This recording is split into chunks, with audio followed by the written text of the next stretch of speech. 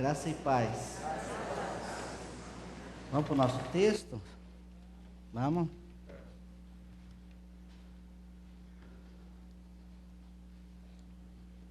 Vamos fazer a leitura que está aí em cima, logo abaixo do título, que é 2 Coríntios 5,15. Vamos lá juntos? E ele morreu por todos, para os que vivem, não vivam mais para si mesmos, mas para aquele que por eles morreu e ressuscitou. Vamos fazer uma oração?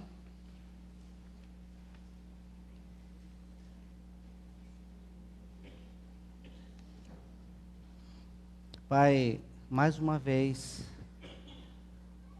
em Tua presença e debaixo dos Teus cuidados, da Tua orientação, do Teu governo, nós nos colocamos. E nesse momento, Pai, nós te pedimos para que o Espírito Santo venha revelar a palavra de Deus nos nossos corações. Porque a nossa alma tem sede por Jesus Cristo. Obrigado por este momento, entregamos nas Tuas mãos, em nome de Jesus, amém. Está consumado um título daquele brado, aquele grito dado por Jesus Cristo quando na cruz Ele entregou o Espírito. E ali Ele disse, está consumado. O que significa isto? Que está tudo pronto. Está tudo feito. Não resta absolutamente mais nada. Tudo está consumado. E aí, nós vamos pedir a Deus que nos mostre, que nos revele isto, essa riqueza, essa expressão está consumada. Há dois aspectos que nós precisamos saber quando contemplamos a obra realizada pelo nosso Senhor Jesus naquela cruz. Primeiro, o que o nosso Senhor fez por nós. Segundo, o que Ele está fazendo em nós. O primeiro aspecto é objetivo. É histórico. Está, a princípio, do lado de fora. Agora, esta obra realizada ali, esse aspecto objetivo, precisa ser internalizado, experimentado. Então é o lado subjetivo. Ele morreu por nós. Aquela obra tem que ser internalizada, experimentada. No primeiro aspecto, temos a expiação.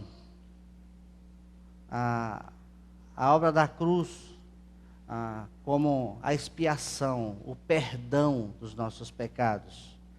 No último, o crescimento, a evolução desta experiência. O nascido de novo, ele evolui, porque ele cresce em Cristo. Vamos considerar o que Ele fez por nós. Por sua preciosa morte expiatória, Ele supriu plenamente tudo o que dizia respeito à nossa condição como pecadores. A expiação dele se relaciona à nossa condição. Todos nós nascemos pecadores. Nós não somos pecadores porque pecamos, nós pecamos porque nós somos pecadores. Ele carregou os nossos pecados e os levou para todo sempre. Aí, Hebreus 9, 27 e 28, vamos ler juntos? E assim como aos homens está ordenado morrerem uma só vez, vindo depois disto o juízo, assim também Cristo, tendo se oferecido uma vez para sempre, para tirar os pecados de muitos, aparecerá segunda vez, sem pecado, aos que o aguardam para a salvação. Uma vez, ele veio, há 2000 anos atrás, ele veio para tirar o pecado do mundo. E agora, a segunda vez, ele vem para tirar os nascidos de novo do mundo. Aí já é um julgamento. E aí nesse texto faz uma alusão que ao homem, ou aos homens, está ordenado morrerem uma só vez. Então aí nós temos aqui um texto afirmando que o homem morre, depois vai ser julgado. E essa história que morre, depois volta, cai por terra, baseado na palavra de Deus. O Senhor não só levou o nosso pecado, como também a culpa pelos pecados cometidos. Vejam só, Ele não só levou o nosso pecado, a fonte, a fábrica produtora de pecados. O remédio para a fonte é a cruz. O remédio para a fonte produtora de pecados. Pecado é uma coisa, pecados é uma outra coisa. A princípio, a cruz, o objetivo da cruz é liquidar com a fonte produtora de pecados. E o sangue lida em purificar os pecados outrora cometidos. Nós, nascidos de novo, precisamos desta segurança. Que mesmo nascidos, podem viver debaixo de culpa pelo passado. O que o velho homem produziu? Pecados. O velho homem morreu. Mas aí fica a história. A história do velho homem fica gravada na nossa mente. E que Deus, por graça, vai desconstruindo, tirando isto. Mas muitos nascidos de novo vivem à base do passado. O sentimento de culpa. Não esqueça que o sangue purifica os pecados cometidos outrora. E a cruz lida com aquilo que nós somos. Devemos saber, com base na autoridade da palavra de Deus, que todos os nossos pecados foram lançados sobre o nosso Senhor Jesus e tirados da vista de Deus para todo sempre. Do ponto de vista de Deus, Ele lançou todos os nossos pecados no corpo do Senhor Jesus Cristo. E para sempre. O nosso Deus se desfez deles de um modo cabal, completo. Está consumado, está feito, está realizado. E veio satisfazer todas as exigências do seu trono e de todos os atributos de sua natureza, que é santa. Não pode compartilhar com o pecado. Então Deus julgou o pecado no Filho dele. Não só julgou, como jogou, lançou sobre Jesus Cristo aquilo que era nosso, sobre o Filho dele. Vamos ver aí Colossenses capítulo 2, 3, 14 e 15. E a vós outros, que estáveis mortos pelas vossas transgressões e pela incircuncisão da vossa carne, vos deu vida juntamente com ele, perdoando todos os nossos delitos, tendo cancelado o espírito de dívida que era contra nós e que constava de ordenanças, o qual nos era prejudicial, removeu-o inteiramente, encravando-o na cruz e despojando os principados e as potestades, publicamente os expôs ao desprezo, triunfando deles na cruz. Vitória completa ali realizada pelo nosso Senhor Jesus na cruz. Perdoando, veja lá, todos os nossos delitos. Todos, não alguns. Aquele que é chamado de delito cabeludo, aquele que não é cabeludo, todos. Não há grau, não há gravidade para a graça de Deus, todos. E riscou, cancelou todo o escrito de dívida. Dizer que o nascido de novo não deve nada para Deus, está aqui na Bíblia.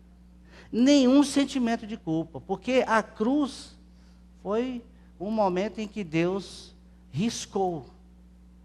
Ele, em Cristo, pagou toda a minha dívida. A nossa dívida, a sua dívida foi paga ali no corpo do Senhor Jesus Cristo. Não foi uma brincadeira quando Jesus disse: tudo está consumado, tudo feito, tudo realizado. Nosso Senhor Jesus recebeu em seu corpo os nossos pecados. Esta é a essência e o centro, o âmago de toda a questão. Deus nos colocou aonde? Em Cristo. Deus colocou você em Cristo. Eu, quando for levantado da terra, todos, Ele atraiu a quantos? Todos. E você está nesse todos? Então, o que aconteceu com você? Você morreu. A dívida foi paga. Está ali. Ele atraiu todos. Aí você bota seu nome nesse todos.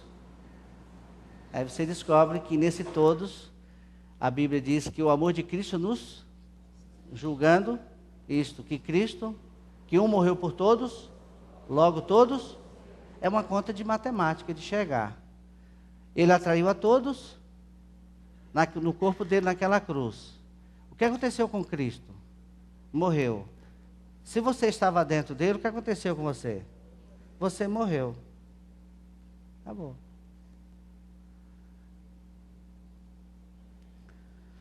Deus nos colocou em Cristo, Ele nos diz isto em sua palavra. Verdade que se assenta em sua própria essência. Deus não pode mentir. Tem um texto que diz isso, lá no Velho Testamento. O Deus que não pode mentir. Assim, a alma ansiosa pode descansar como uma criança amamentada que descansa no colo de sua mãe. Aqui, quem tem essa experiência como mãe, sabe que logo depois de uma boa mamada, o bichinho dorme. Ele dorme. A Bíblia fala que Deus tem um nome no Velho Testamento, o El Shaddai. É o Deus que amamenta. E quando você se alimenta da verdade de Deus, você descansa. O descanso pela verdade de Deus. A nossa alma ela é agitada. A nossa alma, mesmo depois do novo nascimento, mesmo depois da experiência de regeneração, a nossa alma quer realizar alguma coisa. E essa alma precisa descansar na realização que já foi feita por Jesus Cristo. Aí você fala assim, bem, se a minha alma descansa, não confunda essa história aí, aí eu estou descansado. E esse conceito que o descanso está gerando gente sem o que fazer, mas não é por aí. A alma descansa e o Espírito usa a alma para manifestar aquilo que Deus já fez em Cristo. É uma obra que vem do Espírito, é uma realização espiritual. A alma descansa, a alma simplesmente revela, ou passa a ser um canal daquilo que Deus fez lá no nosso espírito, a revelação que tudo já foi feito no nosso espírito, a nossa alma deve usufruir, deve descansar por essa verdade. E no descanso, o Espírito Santo traz aquela realização, passando pela alma e externalizando para o mundo. Então não é aquela história, é uma graça que já foi muitas vezes falado, uma graça barata. Não é não.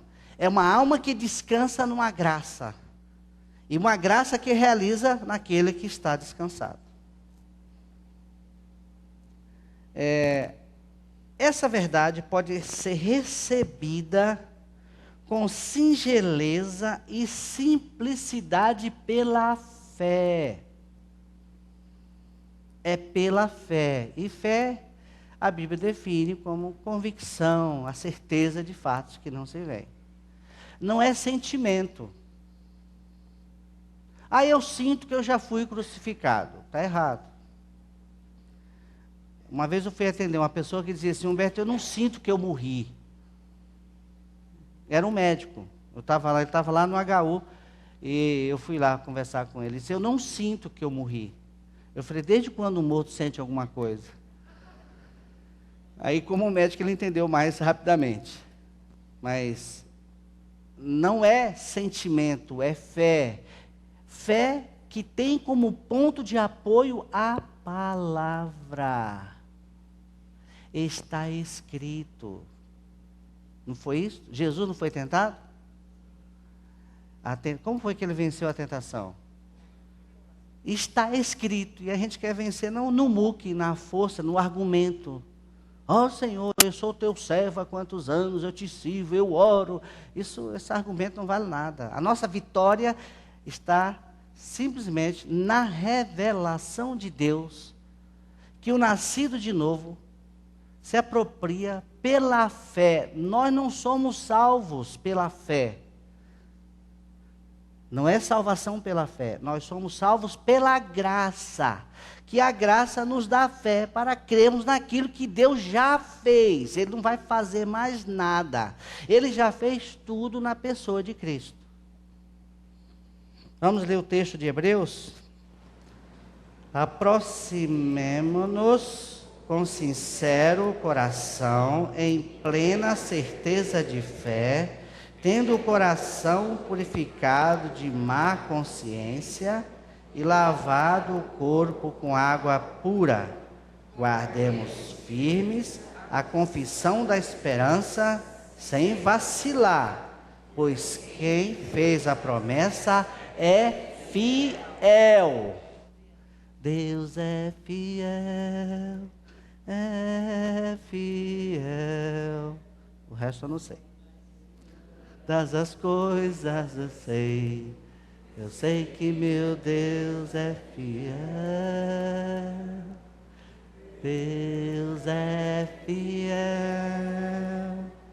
É fiel. Sei que em todas as coisas eu sei que meu Deus é fiel. Ele é fiel. Aleluia. Louvado seja Deus, que Ele é fiel. Olha, está falando para o nascido de novo, tendo o coração purificado de má consciência. Vocês sabem que o sangue purifica os nossos pecados cometidos, passados. E o sangue está purificando a nossa consciência de obras mortas. Há um texto lá em Hebreus que fala que o Espírito Eterno, pelo sangue, purificará. É uma ação contínua. Eu preciso deste sangue agora, você também precisa, para que a nossa consciência seja lavada das obras, das más obras, obras mortas. Por exemplo, orar sem fé é uma obra morta. Aí o sangue atua purificando a nossa consciência. Você cometeu um negóciozinho que não bateu e está ali incomodando, obra morta. E o sangue, esse Deus maravilhoso que nos cercou de tudo. do passado, para você não ficar lembrando dos pecados outrora cometidos. Não viva aí olhando para trás. Já foi. O nascer de novo tem outro olhar. Não para trás. Mas hoje eu cometo, nós vamos ver um pouquinho mais para frente, cometo determinadas coisas, obras mortas, que o sangue se encarrega de purificar. É uma purificação diária. Nosso Deus planejou assim, e assim Ele o fez. Tudo vem de Deus, do princípio ao fim. E nós tão somente temos que descansar. Como sabemos que Jesus levou os nossos pecados, e a nós mesmos em seu próprio corpo sobre o madeiro? Pela mesma autoridade que nos diz que tínhamos pecados para serem levados. É natural. Deus, em seu infinito e inigualável amor, nos assegura a nós, pobres e culpados pecadores, merecedores do inferno, que Ele mesmo cuidou deste assunto. Os nossos pecados foram colocados sobre o nosso Senhor Jesus Cristo. Deus cuidou deste assunto, não é o homem. O véu foi rasgado de cima a baixo. A visão de que começou lá de cima, não é de baixo, daqui para baixo. É de cima para baixo. Então Deus cuidou desse assunto. Deus colocou os nossos pecados em Jesus. Vamos ler aí o texto de Isaías? Andávamos desgarrados como ovelhas, cada um se desviava pelo caminho, mas o Senhor fez cair sobre ele a iniquidade de nós todos. De nós todos. A graça é inclusiva, a graça não exclui. Nós excluímos as pessoas, mas a graça não. A graça inclui a todos, incluiu a você. Você que tem dúvida no coração. Será? A palavra de Deus está aqui. Que Ele colocou você lá em Cristo. Está escrito. É assim que se apropria da verdade. Está escrito, sai daqui. Porque o acusador, ele vem logo em seguida cochichar no seu ouvido que não, isso não é bem assim. Aí você aceita o não bem assim e vive debaixo da carga da acusação. E a Bíblia garante, a palavra de Deus nos garante isto. Está aqui, Jesus levou, está escrito. Se ele aparecer cochichando no seu ouvido, olha, não é bem assim, está escrito. Deus tomou o caso em suas mãos, sua glória estava em jogo, sua imaculada santidade, sua eterna majestade, as sublimes reivindicações do seu governo. Tudo isso tinha que ser satisfeito numa medida tal que eu glorificasse diante de anjos, homens e demônios. Deus podia ter nos mandado para o inferno por causa dos nossos pecados. Nós não merecíamos nada, absolutamente nada. O que você merecia? Nada. Merecíamos sim a punição eterna no profundo, escuro e sombrio abismo do inferno. Não reivindique graça, porque graça foi dada de forma gratuita. A graça é você tem que se apropriar daquilo que Deus fez. Obrigado, Senhor. Muito obrigado. Eu até, de forma presunçosa, cantaria diferente aquele cântico que nós acabamos de cantar. Eu te louvo porque tudo tu me dás, né? Eu te dou, é assim? Eu te louvo porque tudo tu me dás. Eu preferia cantar, eu te louvo porque tudo tu me destes. O louvor está relacionado àquilo que Ele já fez por nós. A adoração está relacionada àquilo que Ele é. A adoração é dizer, Jesus, eu te amo. Tu és sublime, Tu és santo, Tu és majestoso, Tu és o pão da vida, Tu és a porta, Tu és o caminho, Tu és a vida, Tu és o alfa e o ômega. Jesus, Tu és tudo isso. Aí você pode dizer assim, eu te louvo porque o Senhor realizou essa obra na minha vida. Então, aí eu não sei se os cantores podem já fazer um arranjo, mas eu, na minha visão, eu canto, eu louvo por aquilo que Ele, não porque tu me dás, não, porque isso é um pouquinho mais de egoísmo. E se Ele não der nada para mim e para você? E se Ele não te der nada? O que você vai fazer? Vai ficar magoado? Oh, Deus não me deu nada e não vou louvar. Não é verdade? Então nós precisamos até corrigir alguns cânticos que a gente canta e não sabe. Mas eles não estão em culpa disso não, viu? Isso aí é cântico que já vem há muitos anos, a gente tem que, aos pouquinhos vai mudar. Mas graças sejam dadas ao nosso Deus, que em sua infinita misericórdia, ao invés de nos mandar para o inferno, por causa dos nossos pecados, enviou seu Filho para ser a propiciação por esses mesmos pecados.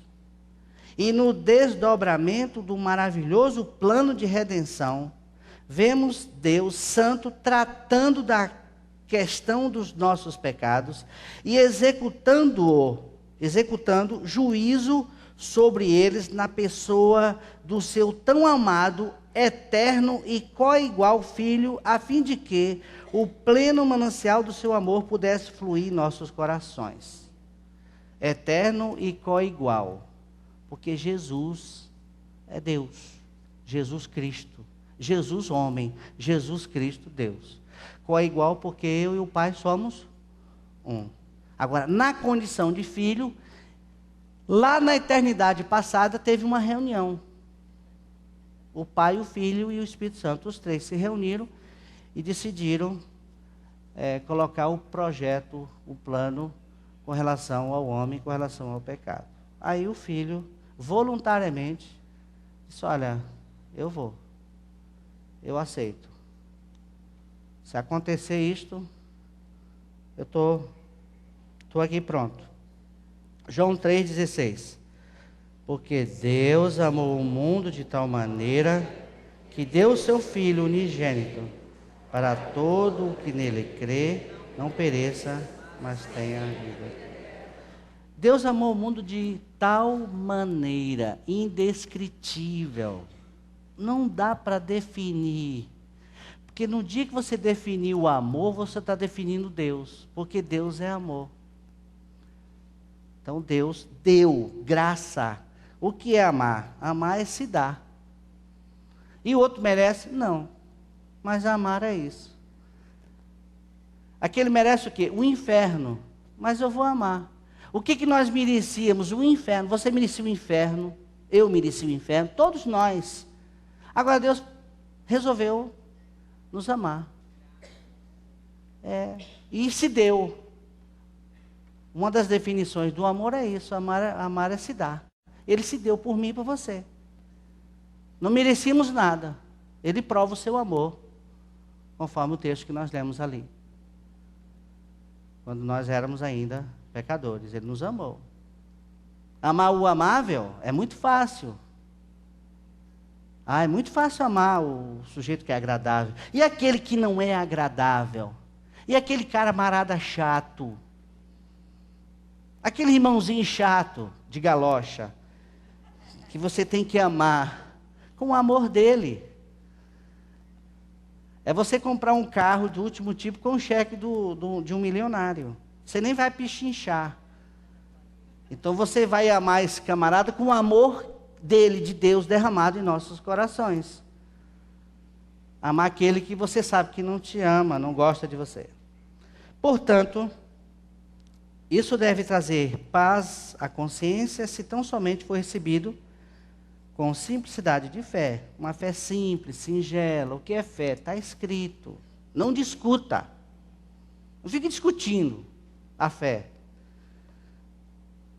O Senhor Jesus carregou nossos pecados em seu corpo naquela cruz e agora está coroado à destra da majestade nas alturas.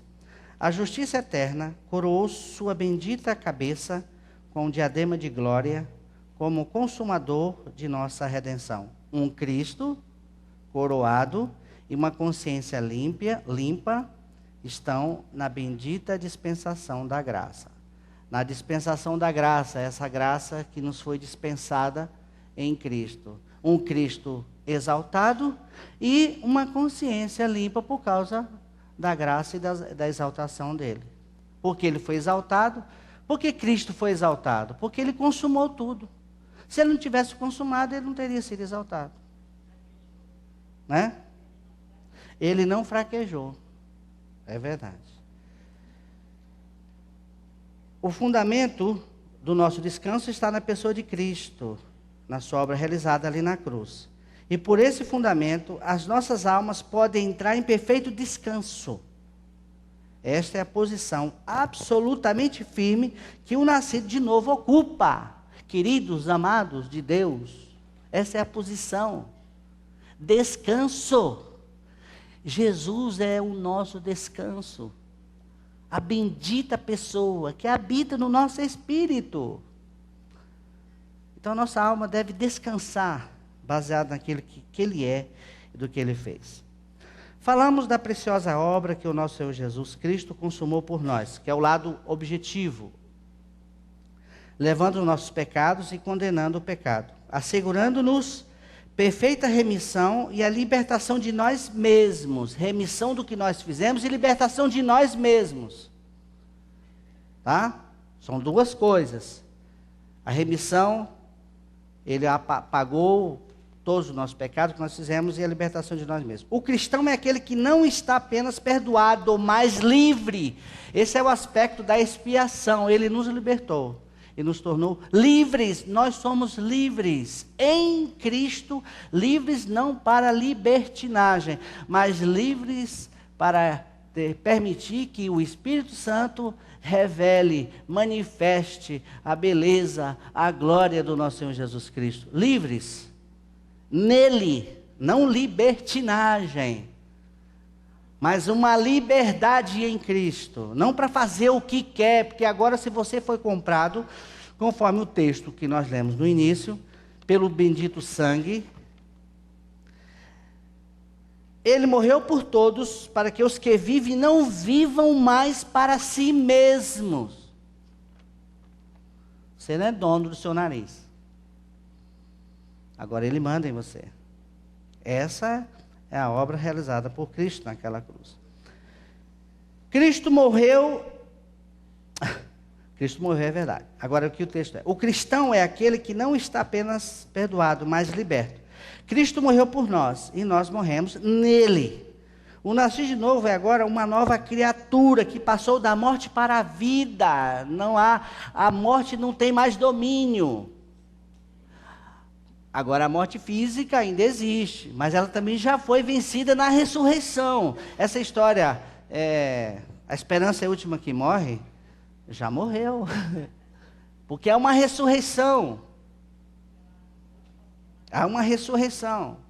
Nós não devemos temer a morte física. Não deveríamos temer. Eu sei que faz parte da nossa finitude, o medo. Eu perguntei para uma pessoa, se diz assim, você crê que Cristo é a sua vida? Eu creio. E se ele chamasse você para ir, para estar com ele agora, o que você fala? Ah, não, agora não. Eu não sei porque tem tanta convicção da presença de Cristo e tem tanto medo de ser transferido. É uma transferência. A nossa realidade é lá em cima, não é aqui. Aqui é uma sombra de uma realidade que está por vir. E a gente teme tanto. É verdade, faz parte dessa finitude, mas deveríamos crer e ter essa bendita esperança de que há algo maior lá em cima.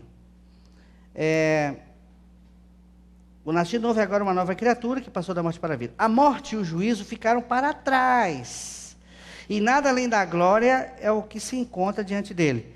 Ele possui agora uma posição imaculada e um futuro sem nuvens. Ai, o meu futuro agora não tem mais. Você vai passar, nós vamos ver um texto aqui para frente, vamos passar por um momento difícil, mas tem um caminho maravilhoso pela frente.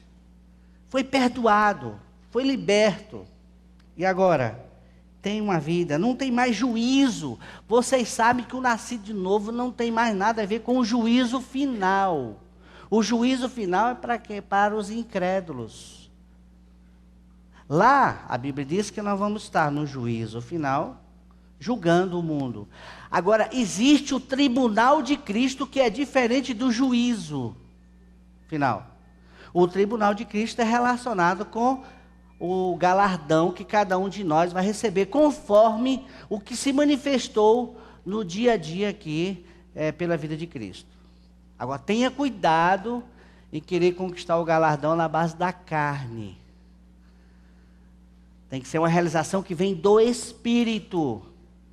Ah, eu preciso de galardão. Aí você vai arregaçar as mangas e aí vai dar com os burros na água. Vamos ler esse texto que está aí, Filipenses. Não que eu tenha já recebido ou tenha já obtido a perfeição, mas prossigo para conquistar aquilo para o que também fui conquistado por Cristo Jesus. Irmãos, quanto a mim, não julgo havê-lo alcançado, mas uma coisa faço, esquecendo-me das coisas que para trás ficam e avançando para os que diante de mim estão, prossigo para o alvo, para o prêmio da soberana vocação de Deus em Cristo. O nascido de novo não fica olhando para trás, como um avião que não tem retrovisor. Ele olha para frente. Ele está sempre confiante. O mundo está pegando fogo. Deus pode me usar para jogar um pouquinho, uma gota d'água. Mas a minha esperança é Cristo. Esse mundo aqui, queridos, o planetinha Terra, essa coisinha aqui é como um Titanic. Isso aqui está afundando. Não fique pensando que se nós vamos, isso aqui vai estar afundando. Então, pega o colete, né, o salva-vida, e já, Cristo, com o carimbo já, com o visto, aquele carimbo pela cruz, o sangue derramado, convicção, porque ou com uma idade avançada, ou com meia idade, ou com pouca idade, a morte chega e aí você tem que estar em Cristo para não ser surpreendido, porque o problema de uma pessoa, eu sempre pergunto, fulano morreu, e a palavra estava firme na palavra, e quando a resposta não você não pode julgar, mas você fica triste, porque existe uma eternidade sem Deus. Agora o nascer de novo fica olhando para frente. Ora, se tudo isso é verdade para cada filho de Deus, e as Escrituras garantem isso, o que mais desejamos? O que mais você quer? Nada, quanto ao que somos. Não existe graduação na justificação. Justificado para sempre. Nada quanto ao que somos, nada quanto à posição que ocupamos, nem quanto à esperança que temos. Está tudo certo, está tudo resolvido. Justificados. Glorificação também, nós não precisamos fazer nada com relação à glorificação, já está tudo realizado. Há um momento certo que Deus vai nos revestir de imortalidade, da imortalidade. Em tudo isso possuímos a mais perfeita e absoluta perfeição. Todavia, nosso estado não é perfeito. Um paradoxo, perfeitos, mas não perfeitos. Olha, Paulo diz assim, avanço, não que eu tenha obtido a perfeição, mas prossigo para conquistar aquilo para o qual fui conquistado por Jesus Cristo. Com relação ao que Ele fez por nós, perfeito. Deus nos vê em Cristo, a perfeita obra de Deus em Cristo. Deus nos vê em Cristo perfeitamente, não há mais nada para se fazer.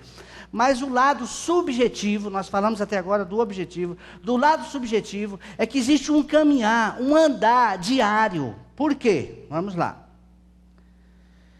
Aqui está o segundo aspecto, o nosso crescimento, o nosso andar.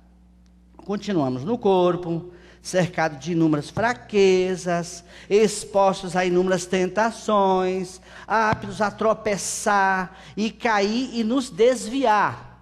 Contudo, quero dizer para vocês aqui não se trata da perda de salvação, mas da alegria da salvação. O nascer de novo pode fazer o quê? Como é que é desviar? Deixar de olhar para Jesus Cristo e ficar olhando para as circunstâncias, porque a palavra pecar é errar o alvo.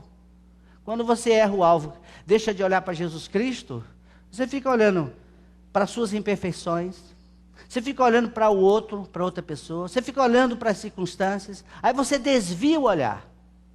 E as tentações, e muita gente, muito nascido de novo, aí sendo enganado e tentado, e muitas vezes consome, realiza a tentação.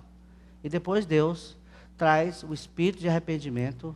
Isso é uma realidade, mas é o nosso andar. Então é preciso que que nós chamamos aqui na frente, essa autorrealização de Cristo em nossas vidas. Não fique pensando agora porque você está perfeito diante de Deus e que seu andar é perfeito. Não, nosso andar ainda é um andar como uma criança que acaba de nascer, nasceu, mas não bota essa criança para andar. E quando ela começa a andar, ela tropeça, se machuca. Então, um nascido de novo, ele está progredindo, olhando para o alvo, mas ele tem um mundo aqui, em volta dele. Ele tem dificuldades. E aí Deus vai usar tudo isso para o nosso crescimento. Por nós mesmos somos incapazes de ter um único pensamento bom, ou de nos mantermos por um momento sequer na bendita posição onde a graça nos colocou. Quantas vezes o nascido de novo fica duvidando daquilo que Deus fez? Será? Será que é assim mesmo? Será que Deus me vê perfeito em Cristo? Será que os pecados passados foram perdoados? É isso aqui. E aí o capeta, o inimigo, vem e bota na sua cabeça aí e você vive. Presta atenção, o nascido de novo não fica possesso, mas possuído por uma ideia maligna. São duas coisas diferentes. Vou explicar isso aqui. O homem, corpo, alma, espírito. O espírito nos dá consciência de Deus. Nós adoramos a Deus em nível de espírito, ok? A alma nos dá a consciência de nós mesmos. E o corpo, com relação ao ambiente. As três funções do espírito: comunhão, consciência e intuição. Você sabe que de repente vem no seu coração, lá no espírito, uma intuição que você não deveria fazer tal coisa. E às vezes você vai e faz. Aí você, meu pai, não era para ter feito. A consciência de que será que isso aqui está certo? Será que Deus aprova? E a comunhão, que é o lugar de adoração, de comunhão com Jesus Cristo. Ótimo. E a alma? A alma tem três elementos: vontade, mente e emoção. Todas elas, no nascido de novo, você tem o espírito regenerado, o Espírito Santo habitando sobre o seu espírito, mas uma alma que tem emoções, vontade e mente. E aí, Satanás, ele traz a acusação aonde? Na mente da minha alma.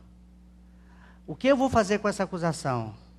Ou eu me alimento dela e fico possesso com uma ideia. Tem gente que não consegue dormir. Passa a noite rolando para um lado, para o outro, rolando por uma acusação, uma crítica, sabe, de alguém. E você rola para lá e rola para cá. E aquilo vai, você perde a noite. E aí você acorda irritado, levanta, não produz o dia inteiro. E sofre. Está sofrendo nível de alma.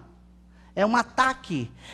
É nascido de novo, mas está debaixo de uma acusação, entre aspas, possesso por uma ideia satânica. Vocês entendem isso? Não possuído por um espírito maligno, porque o espírito maligno só pode ocupar o espírito do morto, do espírito morto. Mas uma vez regenerado, o espírito regenerado, não há possibilidade de o espírito maligno entrar. Mas o espírito maligno lança uma ideia na mente da nossa alma, e aí você passa o dia inteiro curtindo, ou sendo curtido com aquela ideia. Por isso que é necessário, pelo conhecimento da palavra, muitas vezes falar: sai daqui, capeta, em nome de Jesus Cristo. Não era assim que Abraão fez? Quando colocou ali os holocaustos, ele ficava o dia inteiro enxotando os animais. O sacrifício de Cristo no meu espírito. Agora, eu tenho agora a palavra de Deus e a necessidade de ficar enxotando. Sai daqui.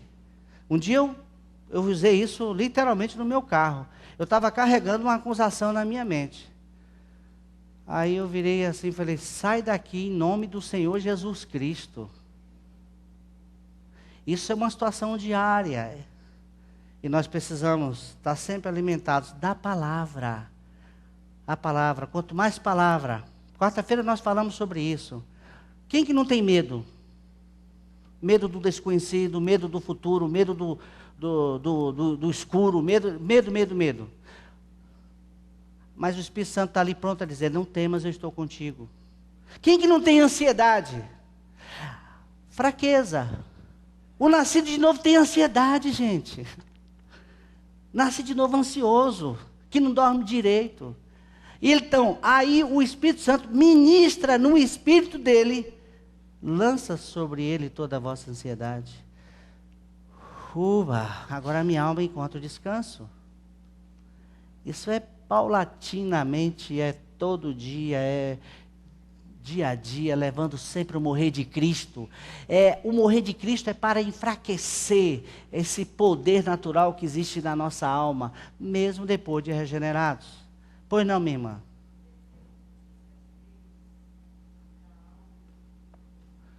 Os três. O Espírito é a consciência, intuição e comunhão da alma, mente, vontade e emoção.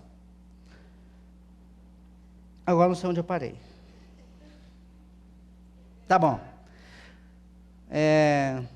Aqui não se trata apenas da salvação, mas da alegria da salvação. O desviar, o cair em situações, em ciladas do maligno.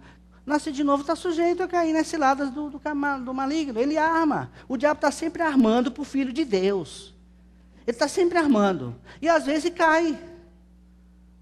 E aí ele tem que voltar. E a Bíblia, as 7 cartas escritas às igrejas, 5 pedem para arrepender, para que os crentes se arrependessem. Somente 2 que o Espírito Santo não pede o arrependimento. Esmirna e Filadélfia, mas as demais é arrependimento. Arrepender e voltar. Está falando para a igreja. Existe um arrependimento até coletivo. Um arrependimento pessoal e coletivo. Arrependei-vos. Arrepende-te e volta. Nós perdemos o primeiro amor. Então, arrependimento por perdermos a visão da centralidade de Cristo. Devemos ser conduzidos ao arrependimento. Não, meu filho. Não é perder a salvação. É perder a visão de Cristo, o centro, o foco dele. Uma pessoa nascida de novo pode viver em nível de alma. Esquecer que Cristo, o primeiro amor, ali dentro, o centro de todas as coisas, o nosso amado, e passar a amar a outras coisas. Amar muitas coisas e não amar a Cristo. Amar até mesmo a instituição. Tem gente que morre pela instituição, mas não morre por Jesus Cristo. Morre, às vezes morre por uma doutrina. Ama uma doutrina, mas não ama Jesus Cristo. Os fariseus, Jesus deu uma reprimenda neles. Você examina as Escrituras, examina a Escritura, buscando nela, encontrar nelas o quê? Eles estavam amando mais o quê? A vida eterna. Mas não, contudo não quereis vir a mim para terdes vida. Então é possível amar as coisas de Jesus Cristo, mas não amar a Cristo. Amar as coisas espirituais e não a Cristo. E nós perdemos alegria quando nós perdemos o primeiro amor, que é Cristo. Por nós mesmos somos incapazes, tá? Vamos lá. É verdade que temos vida eterna e que estamos ligados à cabeça viva no céu pelo Espírito Santo que foi enviado à terra. De modo que estamos eternamente seguros. Nada poderá jamais tocar nossa vida, ainda mais se considerarmos que ela está escondida com Cristo em Deus. Está segura, escondida, está ali. Vamos lá, Colossenses 3, 4. Porque morrestes e a vossa vida está oculta juntamente com Cristo em Deus.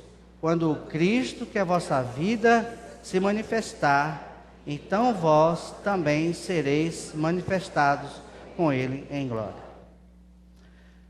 Mas Enquanto nada pode tocar nossa vida ou interferir em nossa posição, ainda assim, considerando que a nossa posição é imperfeita e que o nosso andar é imperfeito, nossa comunhão corre o risco de ser interrompida. E é por esta razão que necessitamos da autorrealização de Cristo em nós. Olharmos para Ele, voltarmos os olhos para aquilo que Ele já realizou por nós. Ele é o sumo sacerdote, aquele que está intercedendo por mim e por você. É uma autorrealização de Cristo na vida do nascido de novo. Então pode ser interrompida. Muitas vezes você tem que expulsar o... Você já tentou orar? Dizer assim, vou tirar esse momento em oração e ficar ali em comunhão com Deus? Você já experimentou o ataque que vem? Você já tentou fazer isso? O sofrimento que existe para você estar em comunhão com Deus? Em uma comunhão no Espírito? Em que sua mente vai e roda e fica por tantos lugares? A perda de concentração? Aí quando você começa a orar, vem um pensamento. Coisas boas, não são coisas ruins. As coisas boas que nos tiram da comunhão do nosso Senhor Jesus Cristo. A gente corre o risco. Nós corremos o risco.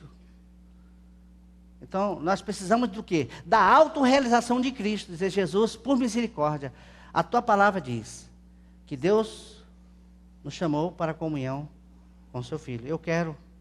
Eu aceito esse convite, eu quero a comunhão contigo.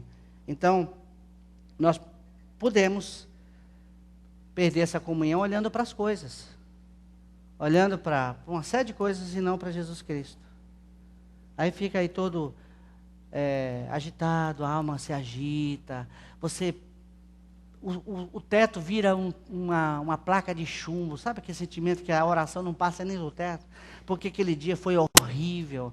Aquele dia você não produziu. Aquele dia foi difícil. A autorrealização de Cristo. A nossa posição não foi perdida. Estamos em Cristo para sempre. Agora, no nosso dia a dia, nós corremos este risco, de perdermos o contato, a comunhão com Ele. Ele está aí dentro, mas não olharmos para Ele. Entristecer o Espírito Santo, apagar, está tudo na Bíblia. E a Bíblia fala fugir de muitas coisas. Fugir da prostituição. Então a Bíblia fala. Por isso que graças a Deus, porque Cristo está fazendo o que significa esta autorrealização. Jesus atravessou os céus em virtude da expiação consumada e ali exerce continuamente sua perfeita intercessão por nós diante de Deus. Ele está ali com nossa justiça permanente a fim de nos manter sempre na divina integridade de posição e de relacionamento na qual sua morte expiatória nos introduziu. Sua ativa intervenção a nosso favor nunca cessa por um momento sequer. Por isso que nós estamos em pé. Por isso que eu estou aqui, você está. Por causa dele. A presença dele, o que ele fez. E agora é o lado subjetivo do que ele está fazendo em nós. Vamos ler Hebreus, um texto aí, capítulo 4, capítulo 9. Vamos lá? Tendo, pois, a Jesus, o Filho de Deus, com grande sacerdote, que penetrou os céus, conservemos firmes a nossa confissão, porque não temos sumo sacerdote que não possa compadecer das nossas fraquezas. Antes, foi ele tentado em todas as coisas, a nossa semelhança, mas sem pecado, porque Cristo não entrou em santuário feito por mãos, figura do verdadeiro, porém no mesmo céu, para comparecer agora por nós diante de Deus. Tendo, pois, a Jesus, o Filho de Deus, com grande e sumo sacerdote, que penetrou aos céus, sem mediador, sem interferência, sem nenhum representante, é só Jesus, o sumo sacerdote, é o nosso Senhor Jesus Cristo. Está ali. Quão preciosa é tudo isto para o nascido de novo, que está sempre consciente, perfeita e dolorosamente consciente de sua fraqueza. Veja que ele está dizendo que compadece das nossas fraquezas. Fracos. necessidade, de sua fraqueza, necessidade, debilidade e fracasso. Deus às vezes nos leva ao fracasso para obtermos o sucesso dele. Sempre o fracasso. Às vezes você faz um projeto bonito, e daqui a pouco você descobre que deu tudo errado. Verifique se não há mão de Deus aí para tirar aquilo que é nosso e estabelecer o que é dele. Em favor de quem está Cristo vivendo e atuando agora à destra de Deus? É uma pergunta. Será que é a favor do mundo? Não. Certamente que não. Pois ele diz, vamos lá? E por eles que eu rogo, não rogo pelo mundo, mas por aqueles que me deste, porque são teus. E quem são estes? Será que se trata do remanescente judeu? Não, esse remanescente ainda está para entrar em cena. Quem são eles, então?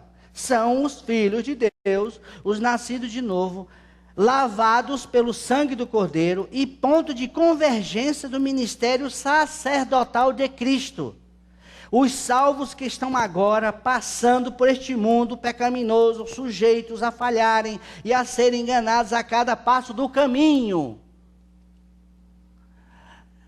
Jesus não disse, falando do engano, que se possível enganaria até os escolhidos. Aí tem nascido de novo aceitando muita coisa enganosa.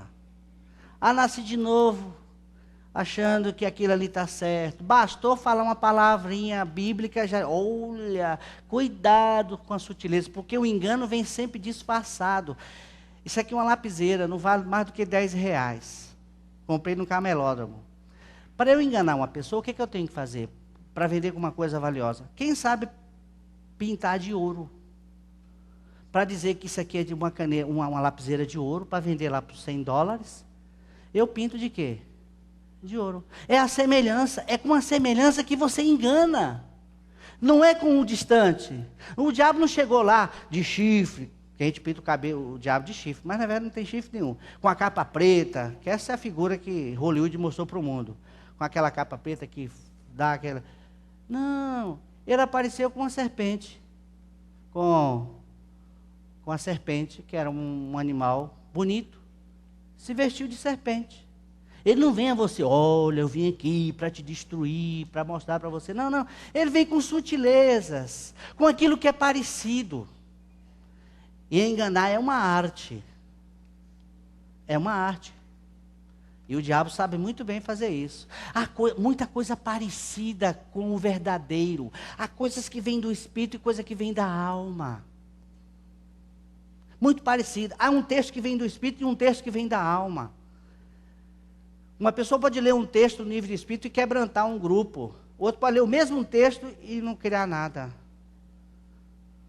Então nós precisamos ter cuidado com essa coisa que aparece, com a aparência. Então ele está dizendo que ele não roga a autorrealização dele na vida dos filhos. Jesus não está intercedendo pelo mundo, está intercedendo pelos nascidos de novo, pelos regenerados. Ele morreu por nós, para nos tornar limpos. Ele vive para nos manter limpos. Ele vive para nos manter limpos. Ele que faz isso. Por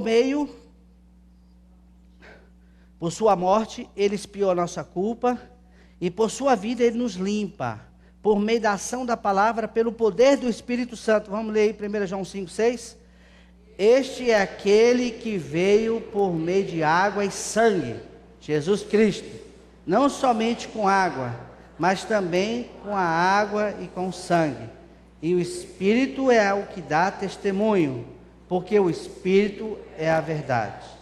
Temos expiação e somos limpos. Expiação é perdão. Você foi perdoado completamente por Deus. Não há mais nenhuma dívida a ser paga. Você pode andar com a cabeça erguida, pode deixar o capeta trazer para você, o diabo trazer acusação, não há mais nada, você já foi justificado, andar de cabeça erguida, o seu passado que foi negro, terrível, foi purificado, foi perdoado, o seu alvo agora é Cristo, e que por essa autorrealização, que é a presença dele em nós, que é a obra subjetiva, ele está sempre nos mantendo limpos. E aí agora, cuidando dia a dia, temos expiação e somos limpos por meio de uma salvação, de um Salvador crucificado. A dupla fonte emanou do lado ferido de Cristo, morto por nós. O sangue é a nossa expiação, e a água acima da palavra, a nossa renovação. Agora aí somos renovados, transformados. Não permitir que o mundo tenha influência sobre a nossa mente, sobre a nossa vida, mas que o mundo seja influenciado pela mente de Cristo, pela revelação de Cristo. Eu disse numa pregação passada, vocês sabem porque Lázaro foi perseguido e os judeus tentaram matar Lázaro? Porque Lázaro foi uma testemunha viva da ressurreição. E se você ressuscitou, você deve ser uma testemunha viva da ressurreição. E você acha que o mundo não vai caçar você? Você acha que o mundo não está de olho em você? Na espreita, esperando você dar uma escorregadinha para dizer, olha, está vendo? Você pensa que não, é dentro da sua casa, é um filho. Olha, está vendo? Sabe disso que é regenerada? Ou você diz que é regenerado? E a espreita. Porque enquanto você está lendo a Bíblia, o mundo está lendo você. Enquanto nós estamos lendo a Bíblia, o mundo está nos lendo. Por isso que é uma coisa muito séria. Uma carta escrita, uma carta viva. Agora a gente fica aí chorando nas minhas. Pois é, fulano me critica, fulano me rejeita, fulano não sei o quê. E daí? Bem-aventurados sois vós quando vos injuriarem e disserem todo mal contra vós. Tem gente que... Um dia alguém me falou, Humberto, aquela pessoa não vai com sua cara. Eu falei, mas ela tem razão, porque eu sou feio mesmo. Vou fazer o quê? Agora, ficar discutindo aceitação ou não, se você me aceita, você deve aceitar por causa de Cristo. Agora, por outras conveniências, não faça isso não. Agora o mundo vai nos rejeitar. Não espere nada disso aqui. O mundo está se unindo em torno do verdadeiro. Não sei se vocês estão... Faça a leitura do que está acontecendo no mundo. Faça a leitura. O sistema está se unindo, está todo mundo aí se unindo em torno... Cuidado que os verdadeiros... Eu creio que a igreja verdadeira vai passar por perseguições. A igreja de Jesus Cristo. Esta igreja vai passar por tribulações. Nós vamos passar por um funil apertado. Aí agora eu quero saber quem é quem. Porque quando o comunismo entrou lá na ex-União Soviética, coisas aconteceram. Grupo de 1000 pessoas numa congregação, no final, restou lá 10 gatos pingados. Segundo a história, um general chega na frente e fala, olha, quem é nascido de novo aqui, ou que é crente, se cuide porque nós temos uma coisa muito... dura para dizer para vocês. Aí um levantou, o outro levantou, foi levantando e falou, olha, vocês não entenderam o meu recado. Vocês não estão entendendo. Quem tem convicção da sua experiência de Jesus Cristo, permaneça. Quem não tem, sai. Depois sai mais um grupo. Ele falou, vocês não estão me entendendo. E ele foi espremendo, sei que ficou um grupinho pequeno. Ele falou assim, eu quero dizer para vocês que eu também sou um cristão. Só que eu não podia dizer para todos, porque com certeza quem não é cristão ia me trair. Ia me entregar lá para a KGB. Então, e é assim mesmo. Então, eu entendo que o deserto, as tribulações, as perseguições servem para, de uma certa maneira, para fazer, como um coador. Porque é muita coisa falsa entre nós.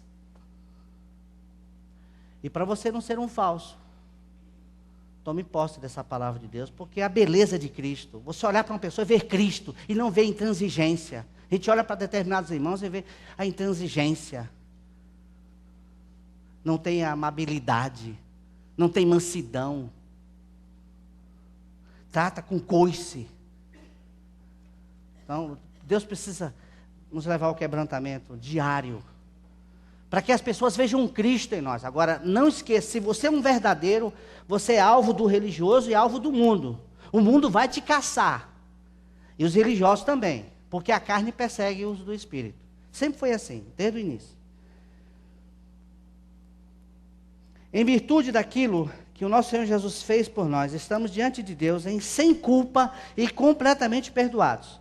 E o que Ele está fazendo em nós é para nos apresentar sem mácula e sem mancha. Veja interessante, nós já estamos e seremos. Paradoxo da Bíblia. Alegres, mais tristes, tristes, mais alegres. Ricos, mais pobres. São os paradoxos da Bíblia. Perfeitos, mas ainda vamos ser apresentados. Vamos lá? Maridos, amai vossa mulher, como também Cristo amou a igreja e a si mesmo se entregou por ela, para que a santificasse, tendo-a purificado por meio da lavagem de água pela palavra, para apresentar a si mesma igreja gloriosa, sem mácula, nem ruga, nem coisa semelhante, porém santa e sem defeito, perfeitos em Cristo. E agora Cristo vai nos apresentar sem mácula e sem mancha, sem ruga diante de Deus.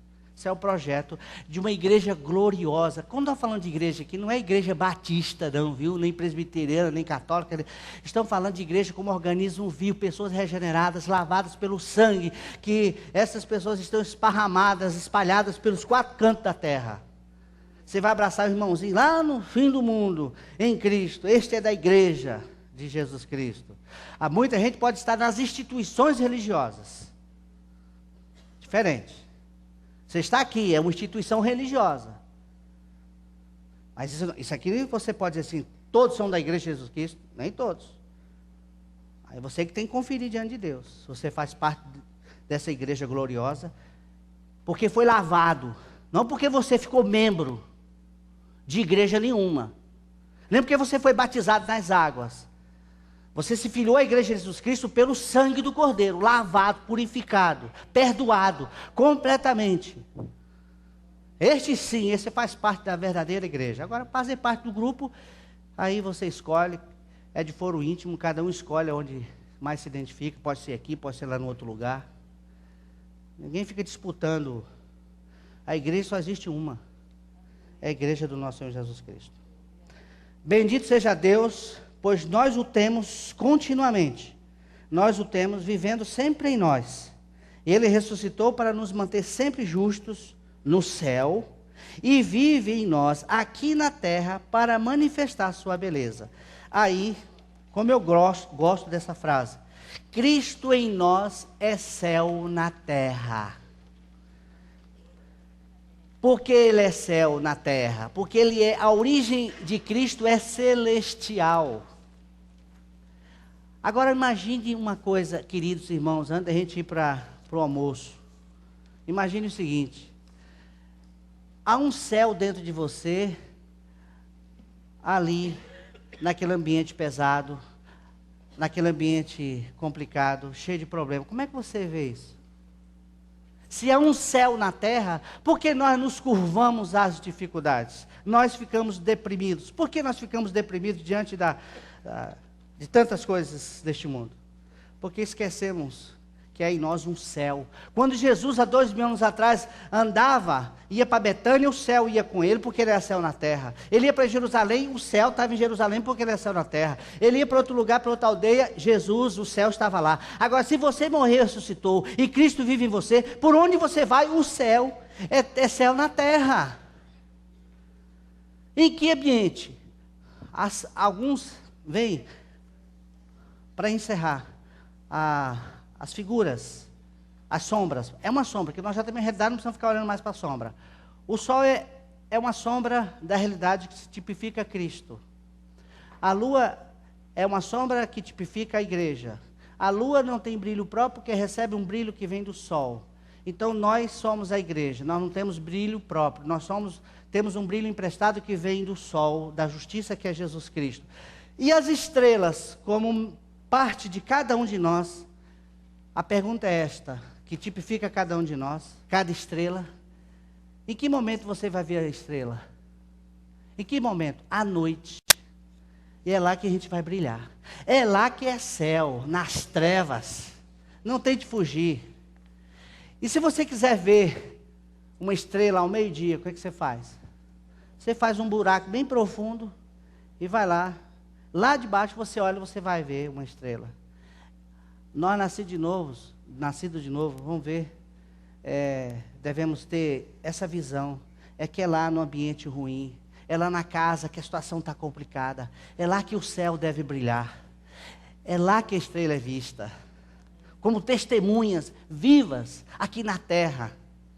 Sermos um povo em que o mundo pode dizer, este ressuscitou, este tem Cristo. Eu vi o Evangelho, eu vi uma declaração muito maravilhosa de uma pessoa que falou assim: Humberto, hoje eu creio, porque eu vi o Evangelho naquela pessoa, eu vi Cristo, por isso que eu fiquei encantado por esse Jesus Cristo. E eu, e você, e nós. Só misericórdia. Que Deus tenha misericórdia de mim e de você. Uma coisa eu quero garantir baseado na Bíblia: tudo está consumado, tudo está feito. Agora olhar, Jesus, eu quero a Ti. Amém? Um bom almoço na graça do Senhor Jesus Cristo.